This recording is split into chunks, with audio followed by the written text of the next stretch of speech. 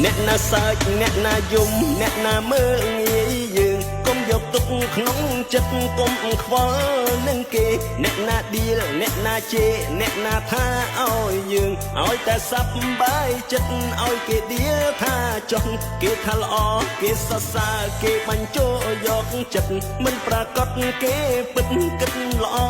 នឹងយើងគេស្រឡាញ់គេចង់ស្អប់គេលៀបពណ៌បំភ្លើមិនល្អលើសខ្លួនយើងស្គាល់ខ្លួនឯងច្បាស់កើតមកជាមនុស្សត្រូវរស់មានន័យឲ្យជីវិតជោគជ័យខំជំនះគ្រប់ឧបសគ្គលុបលុនឈ្នានេះធ្វើអាក្រក់ធ្វើអ្វីបើផ្លូវបញ្ចប់គង់តែស្លាប់ដូចគ្នាជីវិត